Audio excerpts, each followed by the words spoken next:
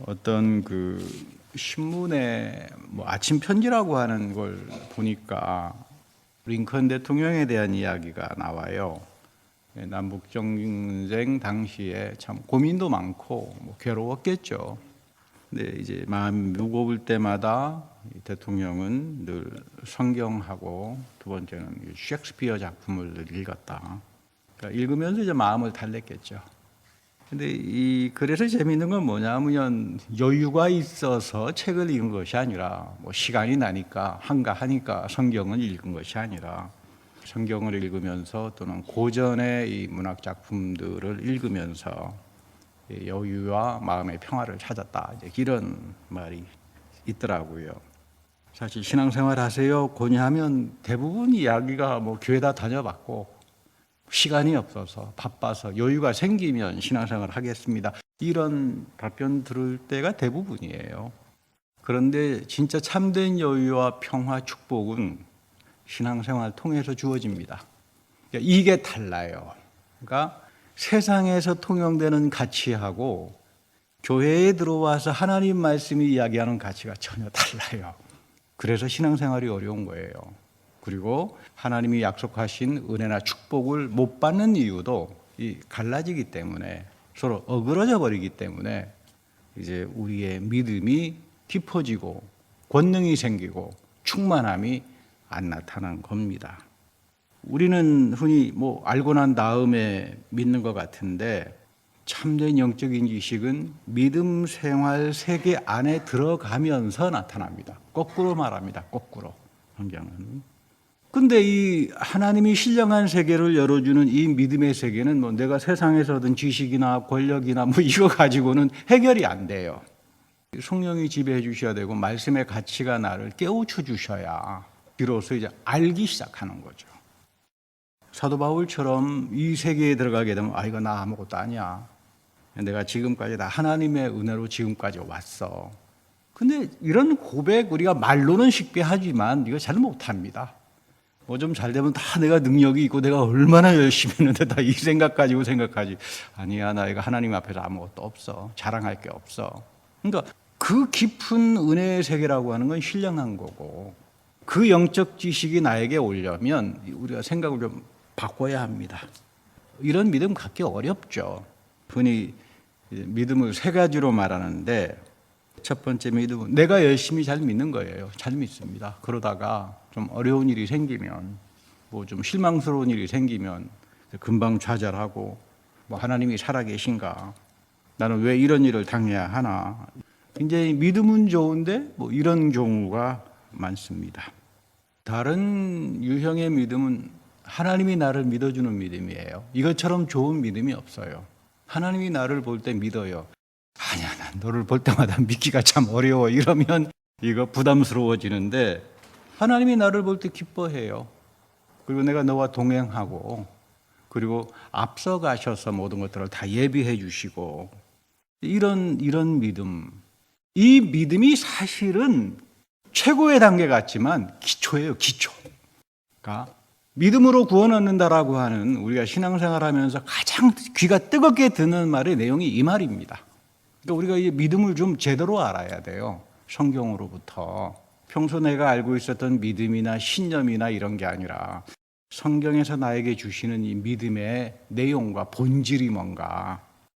요즘은 뭐 교회가 공격을 많이 당하는 시대입니다. 세상적으로도 교회를 많이 공격하고 뭐 어떤 분은 보니까 뭐 교회 믿은 거 다 광신이다, 뭐 억압에 불과하다. 맨날 죄나 강조하고 가장 많이 비판하는 내용이 예정론이에요. 뭐 하나님께서 말이야 천지 창조 이전에 영벌 지옥 갈 사람 지옥 가게 예정해버리고 천당 갈 사람 지배해버리면 그 뭐냐 그게. 맨날 교회는 가기만 하면 기분 나쁘게 죄 이야기만 하느냐. 나는 이미 천국행 예정돼서 천국행 티켓을 가지고 있으니까 이 얼마나 좋으냐. 안 믿는 사람들은 다 멸망할 마귀 자식들이다. 그래서 이제 이분들이 가장 많이 공격하는 게 예정론이에요. 거기다가 또 이제 여호수아에 보면 여호수아가 막 땅 밟기를 했다 그러니까 뭐 이슬람 들어가서 불교 절퇴에 들어가서 땅을 밟고 통성으로 기도하면 다 우리께 된다. 그래서 경찰에 끌려가기도 하고요. 뭐 이런 막 비난들이 솟구칩니다. 그래서 뭐 우리 사자성어에도 그런 말이 지금도 교회에서 많이 하잖아요. 그 예수 천당 불신지옥 사자성어 만들어가지고 그냥 막 그 예정론 잘못됐다. 저는 뭐 세상 사람들이 교회 비판하는 거 전 여기 아무렇지도 않게 생각합니다. 그래야 이거 교회가 좀 잘못 가는구나. 예수님께서 그 너희들이 조용하면 길거리에 돌멩이가 소리 지른다고 했으니까 그런 잘못된 이야기 들고 목회자로서 이제 이러면 안 되지. 나를 돌아보는 반성의 시간도 갖습니다만 한 가지 이제 좀 안타까운 것은 좀 제대로 알고 좀 비판했으면 좋겠다 이런 생각이 있어요. 교회는 죄 이야기 안 합니다. 아니 그럼 목사님 지금까지 10년 동안 맨날 죄 회개 이야기했는데 그건 무슨 소리입니까? 교회는 죄 이야기 안 해요. 세상이 이야기하는 죄하고 아무런 상관이 없어요. 이게 어려워요. 예정이라고 하는 것은 성경에는 아무리 제가 찾아봐도 세상 창조 이전에 지옥 갈 사람 지옥 가게 만들고 천날 간 사람 천당 가게 만들어서 천국 티켓 만들었다. 이런 말 저 못 찾았어요. 그럼 예정은 뭔가? 최고의 축복이에요, 예정이. 자, 오늘 그러면 사도 바울은 예정을 어떻게 말을 하는가? 성경으로부터 배워야 되겠죠. 자, 오늘 여러분 에베소서 1장 3절하고 4절 밑줄 그어 놓으십시오.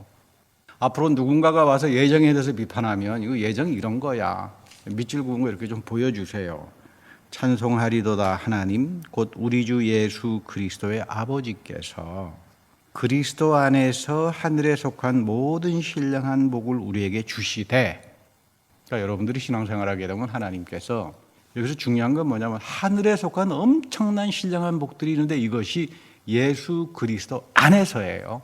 이 예수 그리스도 떠나버리면 이 신령한 복 없다는 이야기인데, 그 중에서도 보면 곧 창세전에 그리스도 안에서 우리를 택하사, 이거 엄청난 이야기입니다. 여기 지금 뭐 창세전에 하나님께서 지옥 갈 사람 지옥 가게 택했다는 말 나오나요? 이거 예정론이에요. 창세전이면 내가 알지도 모를 때잖아요. 예수 그리스도 안에서 우리를 택했다. 그러니까 여러분 여기서 중요한 거는 예정의 축복의 주인이 누굽니까? 예수 그리스도예요. 그러니까 이 안에 있는 사람들에게 예정의 축복이 오는 거죠. 그 앞에 거룩하고 흠이 없게 하신다. 이거 보통 이야기가 아닙니다. 그러나 뭐 여러분들 오랫동안 그 새 언약에 대한 축복에 대한 이야기를 들었기 때문에 왜 이 예정이 큰 축복인가? 예수 그리스도 안에서 여러분들이 믿음을 갖고 하나님의 자녀로 시작이 되면 창세전입니다. 새 언약이 다시 말하면 죄의 저주로부터 풀려나오는 엄청난, 그거는 여러분 우리가 해결할 수도 없고 탕감할 수도 없는 그 복이에요. 그 복이 너희들에게 임한다 그 말이에요. 그러니까 교회는 죄를 이야기하는 곳이 아니라 하나님이 너희들 안에서 예수 그리스도 안에서 창세전부터 예정했던 그 축복, 죄의 저주로부터 풀려나오는 그 엄청난 구원과 해방이 너희들에게 일차적으로 주어진다. 이게 다시 말하면 예정론입니다. 그럼 왜 목사님은 맨날 죄 회개 이야기합니까? 아니, 애굽을 탈출했는데 여전히 구습이 있다 이 말이에요. 하나님께서 여러분들을 아무리 3대째 저주로부터 해방하고 했다 그러지만 저는 여전히 그 잘못된 옛 구습, 애굽에서 있었던 잘못된 습관들, 버릇들 뭐 이런 것들 때문에 계속 넘어지고 안 되잖아요. 그러니까 너를 쳐서 복종시켜라. 그 소중한 하나님이 주신 그 축복을 잃어버려서야 되겠느냐. 그런 면에서 회개가 중요한 거고, 내가 하나님 앞에서 영이 가난한 자로 살아간다.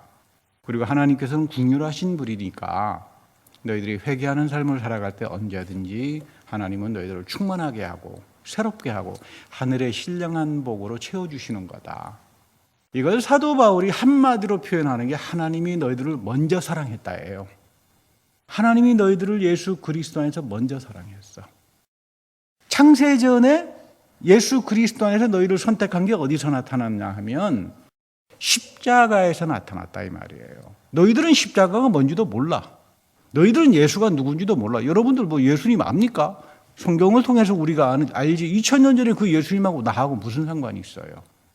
근데 하나님이 그 예수 안에서 너희들을 먼저 사랑했고 성령을 선물로 부어주셔서 믿음이 오기 시작하니까 내 죄가 풀려나고 3대째 저주로부터 나는 새로운 피조물이 되고 죽을 때까지 내 안에 하나님의 신령한 축복들이 넘쳐나는구나. 그거 여러분들 믿음을 가지고 믿을 수 있다면 그게 예정의 축복이에요. 이거 굉장히 중요합니다.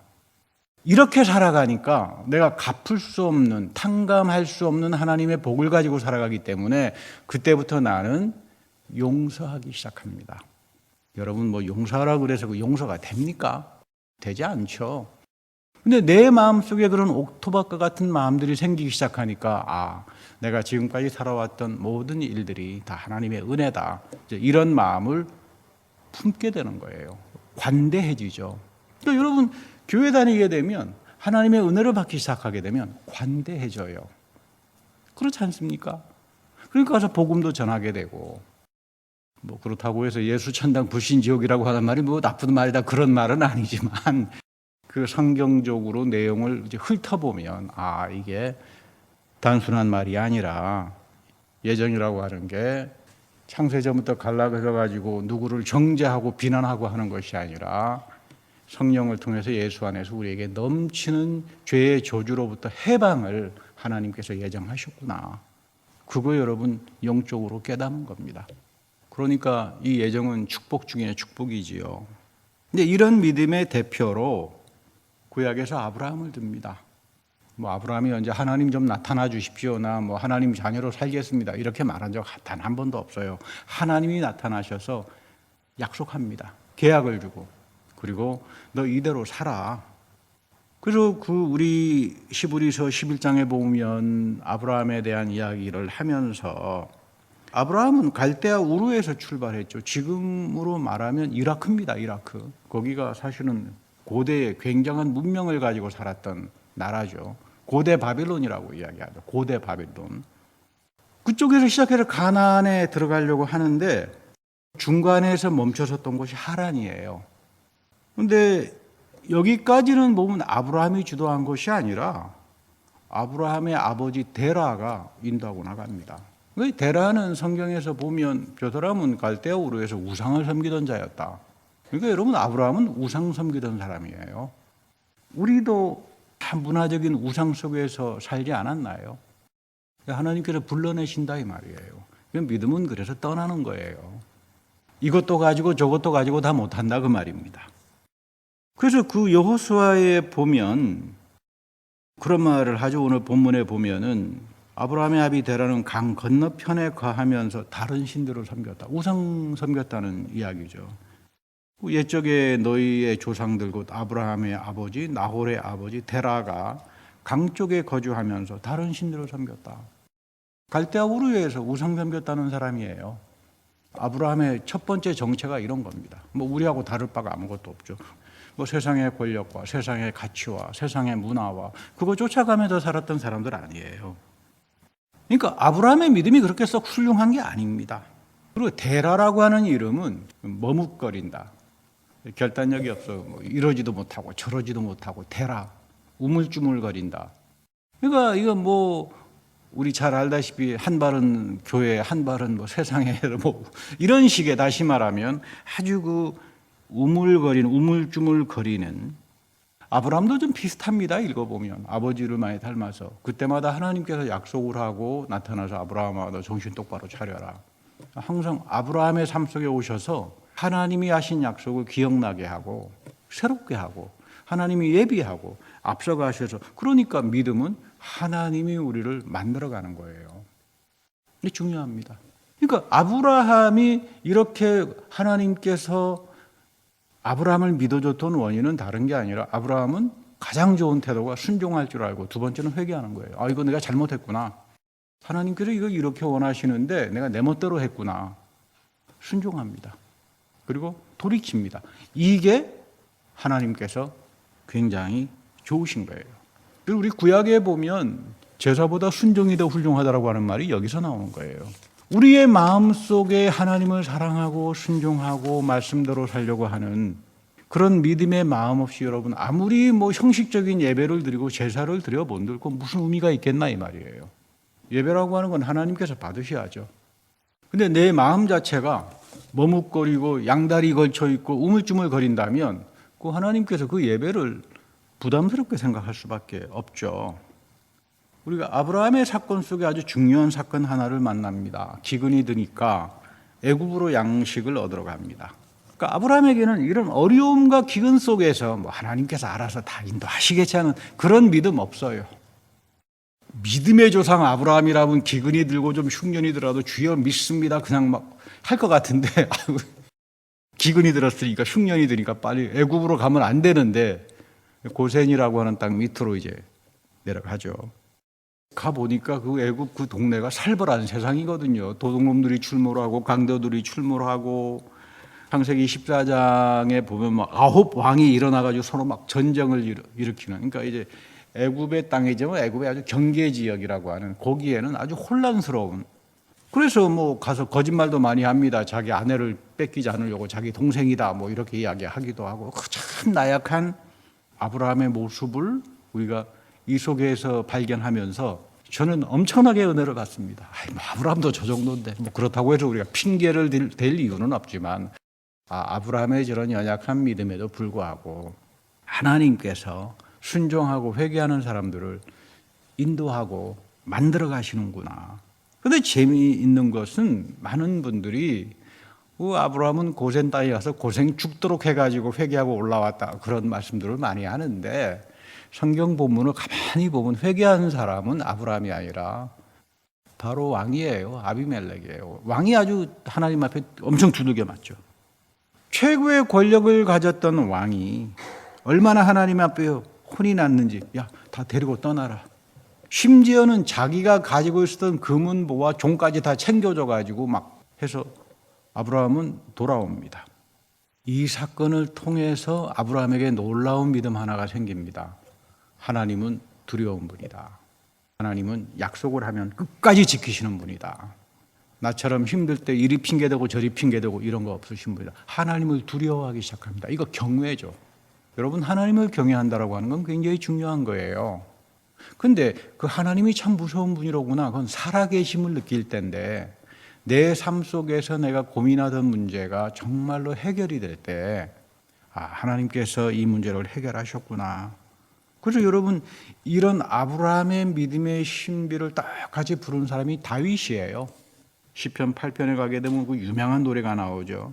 주여 인자가 무엇이간데 나를 이토록 돌아봐 주십니까? 하나님 인자, 이 사람의 아들인 내가 무엇이간데 이토록 저를 사랑합니까? 여러분들의 인생 속에서도 이 신앙 고백이 나와야 돼요. 이런 신앙 고백이 나오려면 아브라함과 같은 믿음을 체험해야 돼요. 하나님 내가 정말로 고센 땅에 내려가서 큰 인생의 기근과 삶 속에서도 하나님께서 나를 요놈하고 심판한 것이 아니라 오히려 왕을 심판하고 내 삶을 돌보아 주어서 내 인생을 어떻게 이렇게 귀하게, 내 인생이 도대체 무엇이간데 이렇게 귀하게 여겨주십니까? 여러분 이게 우리가 예정을 통해서 하나님이 예정했다라고 하는 말은 다른 말로 말하면 역사적으로는 계약으로 나타납니다. 하나님이 여러분들을 예수 안에서 예정했어요. 그 구체적인 것은 뭐냐면 예수 안에서 여러분을 계약을 맺은 사람이에요. 그 새 언약이라고 그러죠. 새 계약이라고 그러죠. 그러니까 여러분들이 예수 그리스도의 말씀을 지키고 말씀대로 하려고 애를 쓸 때 하나님이 여러분들에게 베풀어 주시는 게 주여 인자가 무엇이간데 나를 이토록 귀하게 여기십니까? 이런 축복이 같이 시작되는 겁니다. 그래서 바울은 이 예정을 내가 예수를 믿기 전에 십자가에서 먼저 하나님이 나를 사랑했다 이겁니다. 이거 여러분 칭의론이라고 그러죠. 내가 나를 구원하지 못한다 이 말이에요.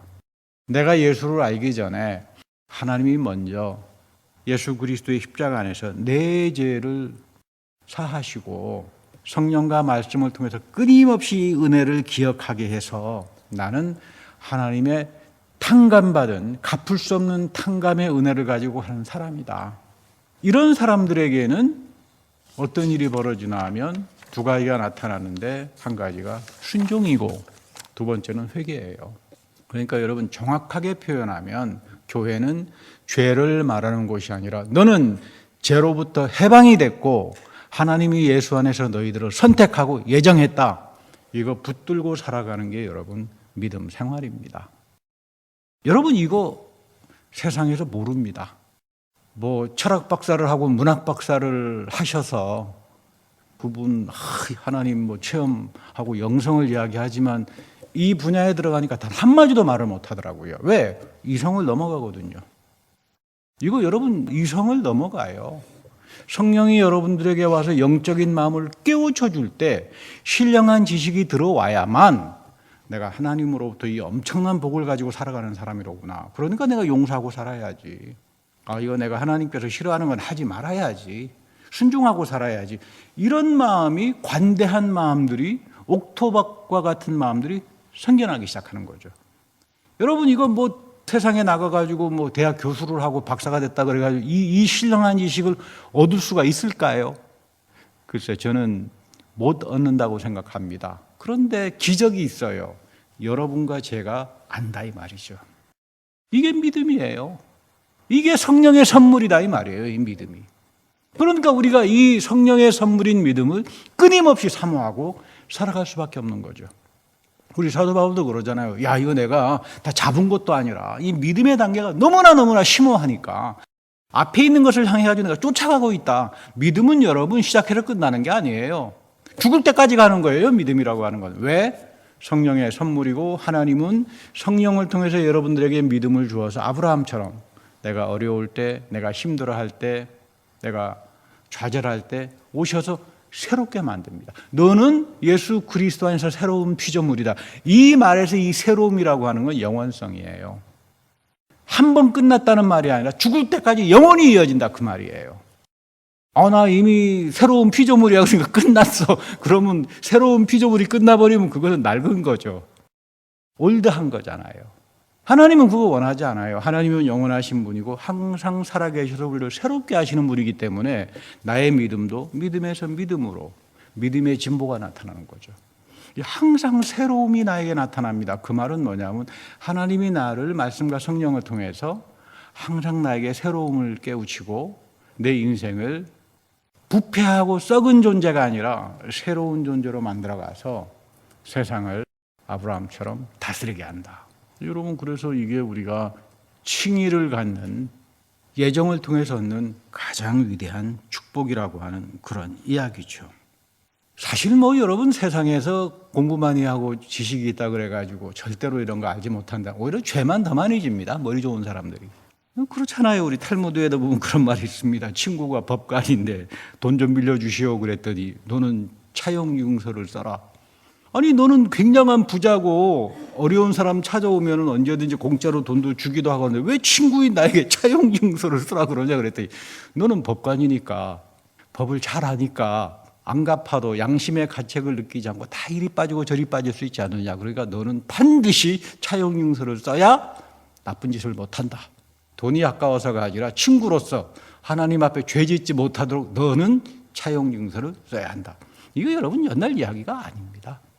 이런 마음 가지고는 아브라함의 믿음, 하나님께서 우리를 새롭게 하시는 예정, 창제 창조부터 예수 그리스도 안에서 너희를 하나님께서 선택했다.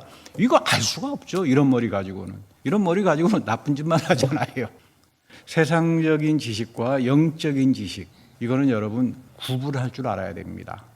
혼동해서는 안 된다 이 말이에요. 30년대나 40년대에 우리 옛날 어른들 그 믿음 생활들을 보면요. 그분들은 진짜들이 많았어요. 그 진짜들이 많았어요. 그 호열자가 돌아가지고 30년대인가 뭐 굉장했는데 우리 그 지금 세문안 교회 있잖아요.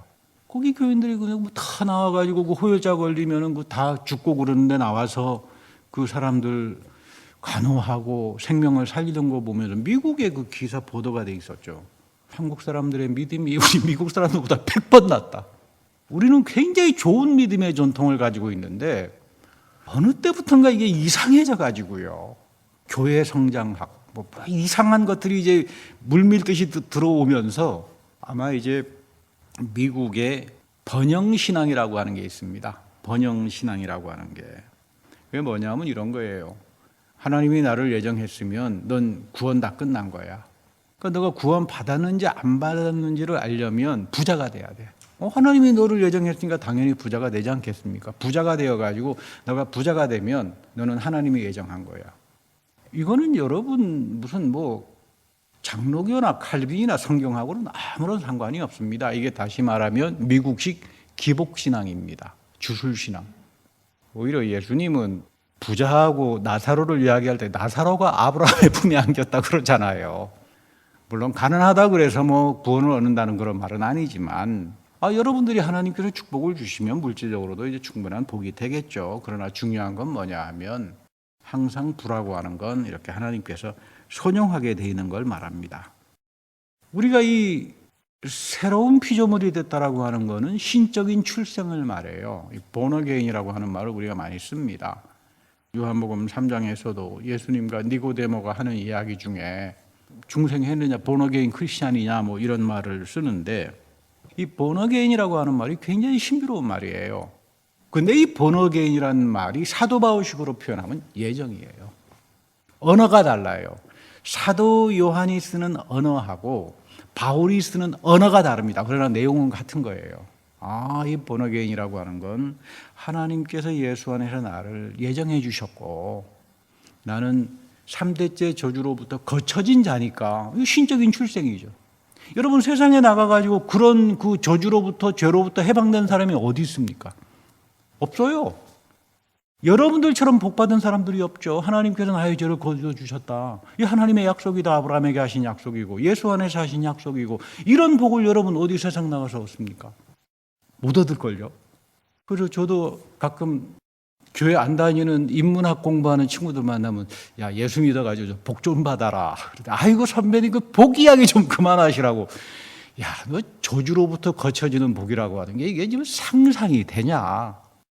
예수 믿고 좀 복 좀 받아라. 그 맨날 교회에서 뭐 죄 이야기하고 맨날 회개 이야기 해가지고 가기 싫다고 뭐 그런 후배 한 사람이 있습니다. 뭐 잘 나가는 뭐 대학 교수고 뭐 인문학을 강연하시는 그런 분이신데 그런 거 아니다. 예수 그리스도가 우리에게 축복이다. 교회는 여러분 이런 영적인 복이 나에게 오기 시작할 때부터 물질의 복들이 풀리는 거예요. 이거 우리가 하나님께서 어떻게 역사하시는구나 이걸 잘 알아야 됩니다. 니고데모에게는 굉장한 믿음이 있었습니다. 여러분 바리새파 출신이잖아요. 바리새파 출신 중에서도 산헤드린, 그러니까 우리 식으로 말하면 국회의원이죠. 바리새파 중에서도 2명인가 3명밖에 되지 않는 산헤드린 출신이니까 뭐 바리새파 진짜 대장이죠. 이런 사람이에요. 예수님 당시에 바리새파가 6,000명이 있었는데 2사람 정도가 산헤드린에 거기서 이제 뭐 법정 판결하고 모든 중요한 일들을 결정했으니까 뭐 어마무시한 사람이에요. 니코데모가. 이 사람들은 이스라엘의 엘리트들이었습니다. 열심히 믿어봐야 이만큼 믿겠습니까, 여러분들? 뭐 11조와 규례와 모든 율법 조항에서 벗어난 사람들이 아니죠. 니고데모만 하더라도. 근데 예수님께서 너 그거 가지고 안 돼. 놀라운 이야기입니다. 너 그거 가지고 안 돼. 너 신적으로부터 출생해야 돼. 하늘로부터 새롭게 나야 돼. 바울도 마찬가지입니다.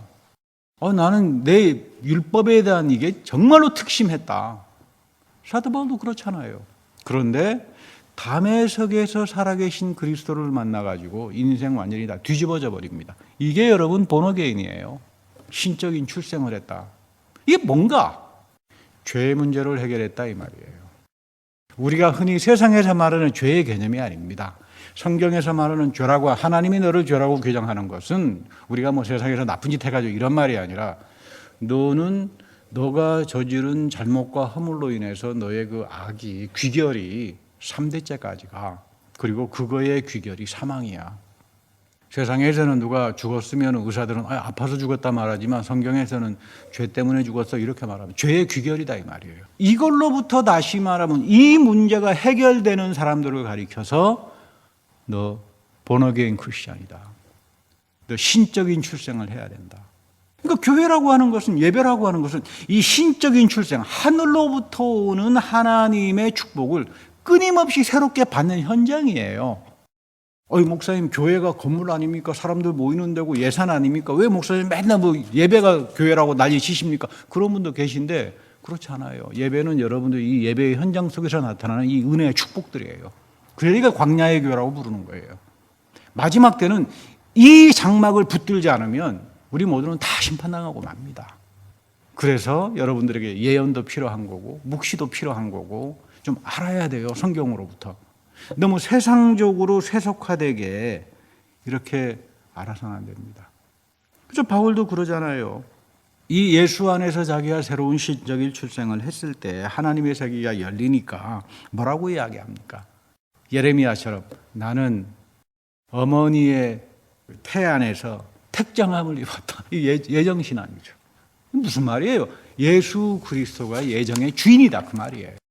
여러분들이 예수를 통해서 그리스도 안에서 여러분들이 예배를 보게 되고 성령 세례를 받고 기도 생활을 하고 성만찬에 참여하고 예배를 통해서 하나님이 주시는 신령한 이런 은혜를 받기 시작하게 되면 그때부터 비로소 나는 죄로부터 해방이 된 사람이고 하나님이 나를 예수 안에서 택정했구나. 이 고백이 나오는 겁니다. 바울도 똑같이 이야기하잖아요. 지옥 갈 사람 지옥 가게 만들고 천당 갈 사람 천당 가게 만들고 이런 말이 없어요 성경에.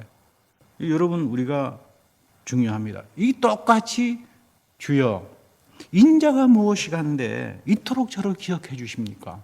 이게 여러분들의 신앙 고백이고 나의 신앙 고백이에요. 이게 칭의론의 신앙이라고 합니다. 믿음의 토대예요 토대. 이게 제대로 돼야 성화에서 오는 엄청난 축복들 그리고 마지막 영화의 단계에서 나타나는 이 어마무시한 예언과 묵시들의 이 세계가 내 삶 속에서 현실화되면서 나타나는 거예요. 그 여러분 예정은 붙들어야 되고 특별히 예배소서 1장 3절과 4절은 여러분 꼭 붙들고 살아야 합니다.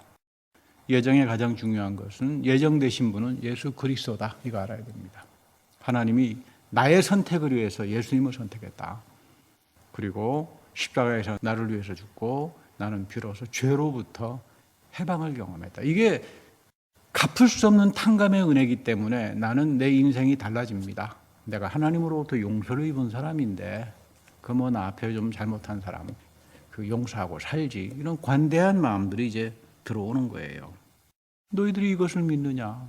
그래서 오늘 요한복음에 보면 하나님이 세상을 이처럼 사랑하사 독생자를 주셨으니 이는 그를 믿는 자마다 멸망하지 않고 영생을 얻게 하려 하심이라. 이게 복음이라고 이야기하는 내용이죠. 사도 요한도 그러잖아요. 멸망이 아니라 너에게 영원한 생명을 주시기 위해서 독생자 예수를 주셨다. 우리의 축복을 위해서 하나님이 예수 그리스도를 예정하고 선택한 거다 그 말이에요. 종교개혁을 이제 독일에서는 루터가 시작을 했고 한 50년, 60년 정도 좀 어립니다. 칼빈이 좀 후배예요. 한 40년 정도 어릴 걸로 이제 보는데 제네바에서 이제 시작을 했어요. 근데 이제 이분은 이 노동을 하나님이 주신 축복으로 봤어요. 당대 굉장히 가난했어요. 제네바가 그 도덕적으로도 문란하고.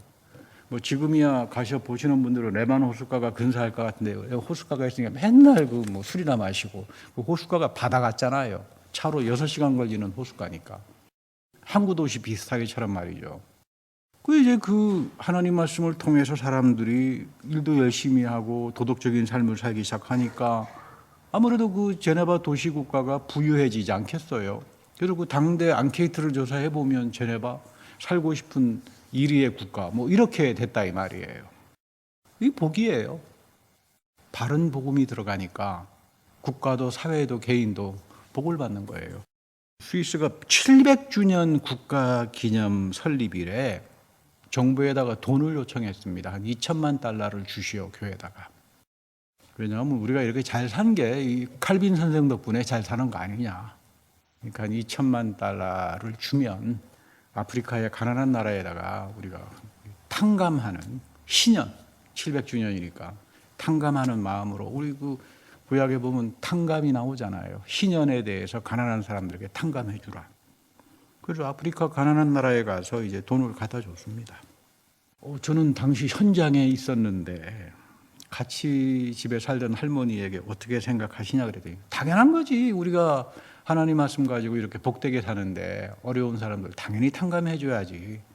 우리가 하나님으로부터 탕감받아서 이런 복을 받고 사는데 아직도 제가 그 말이 잊혀지지 않습니다. 예정은 축복입니다. 우리를 관대한 사람으로 만듭니다. 내 마음을 옥토바처럼 만들어 갑니다. 그리고 내가 나된 것은 다 하나님의 은혜다. 그러니까 이런 영적인 지식을 향해서 하나님의 신령한 세계가 나에게 열리려면 나의 칭의로는 내가 잘나서가 아니라 하나님이 예수 안에서 나를 사랑했다. 그리고 그 국률의 복을 가지고 나는 살아간다. 이거 여러분 붙들고 살 수 있어야 돼요. 이럴 때 교회도 여러분들의 개인의 인생에도 넘치는 축복이 같이 할 겁니다.